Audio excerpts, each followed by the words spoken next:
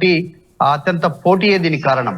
ముగ్గురు మంత్రివర్గంలో ఉన్నటువంటి వారు వారి కుటుంబ సభ్యుల కోసం ప్రయత్నాలు చేస్తా ఉన్నారు. బట్టి, పొంగులేటి, తుమ్మల ముగ్గురు కూడా వారి కుటుంబ సభ్యుల కోసం ప్రయత్నం చేస్తా ఉన్నారు. ఒకరేమో కొడుకు కోసం, ఒకరేమో తమ్ముడి కోసం, ఒకరేమో సతీమణి కోసం. ఈ ముగ్గురు తీవ్రమైనటువంటి పోటీ ఉండడంతో మధ్య మార్గంగా నాలుగో వ్యక్తిని తెరపైకి తీసుకురావాలనేటువంటిది కాంగ్రెస్ పార్టీ ప్రయత్నం చేస్తా ఉంది. ఎందుకంటే ఏ ఒక్కరికి టికెట్ ఇచ్చినా అక్కడ వర్గపోరును రాజేసిన పరిస్థితులు క్రియేట్ అయ్యే పరిస్థితి ఉంది. సో అలాంటి సిచ్యువేషన్ ఇప్పుడున్నటువంటి పరిస్థితుల్లో కరెక్ట్ కాదు. దేశవ్యాప్తంగా కాంగ్రెస్ ఉన్నటువంటి పరిస్థితుల్లో సౌత్ ఇండియాలో 2 జాగాలలో 2 ప్లేస్లలో ఒకటి కర్ణాటక, తెలంగాణలో ఉంది కాబట్టి ఇక్కడ వర్గపోరొద్దు, సీనియర్లలో కొట్లాటలు పెట్టొద్దు అనేటువంటి ఒక ప్రధాన రీజన్ తో దాన్ని కొత్త వ్యక్తిని తెరపైకి తెచ్చారు. అందులో భాగంగానే మండవ వెంకటేశ్వరరావు పేరు తెరపైకి వచ్చింది.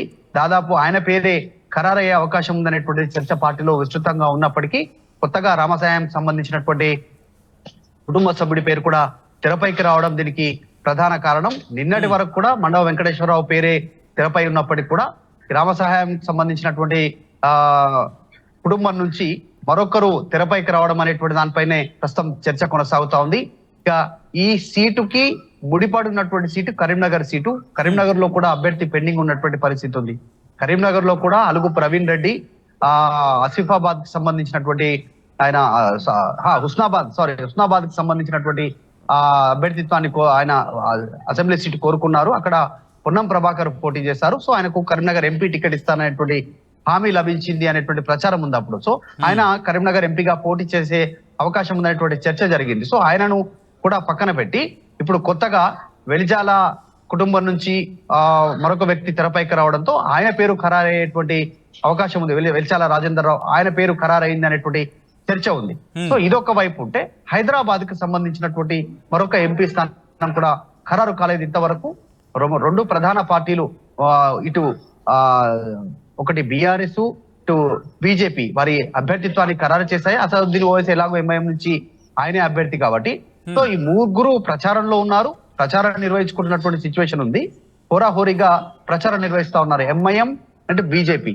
సో ఇంకా కాంగ్రెస్ పార్టీ అభ్యర్థి ఖరారు కాలేదు.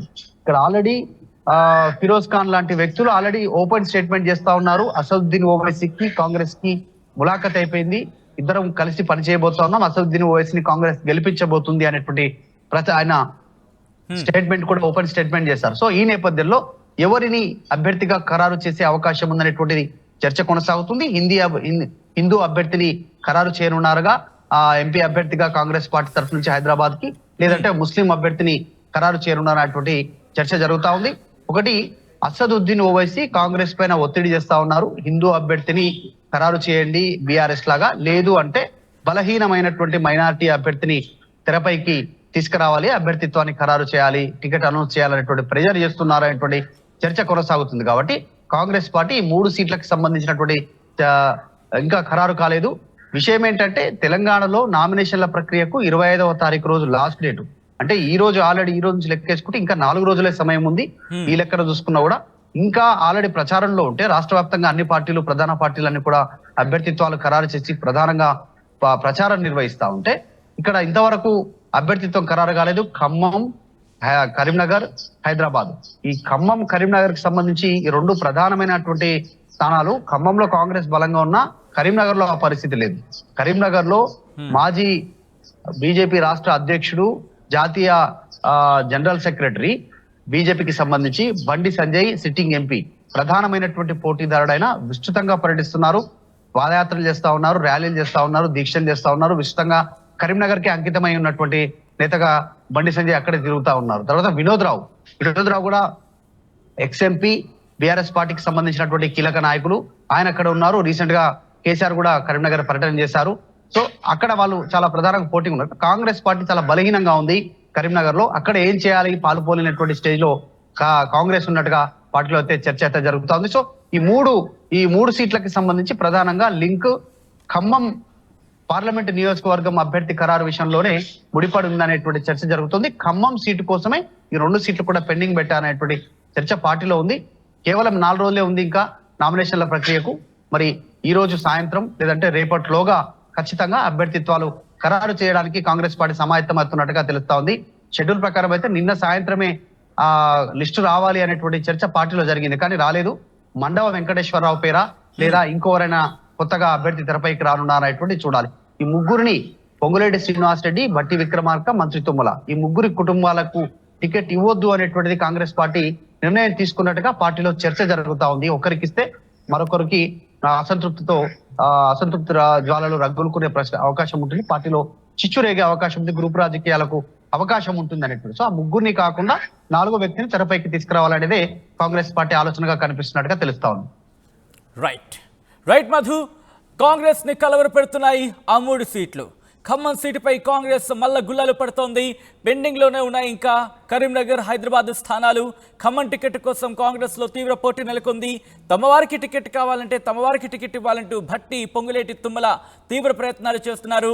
తెరపైకి మండవ వెంకటేశ్వరరావు పేరు కూడా వచ్చింది. అభ్యర్థిని అక్కడ నిలబెట్టాలా అనే అంశానికి సంబంధించి, అంటే ఆయా స్థానాలకు సంబంధించి అభ్యర్థి నిలబెట్టాలనే అంశాల మీద ఇటు కాంగ్రెస్ మల్ల గుల్లాలు పడుతున్నట్టుగా తెలుస్తోంది.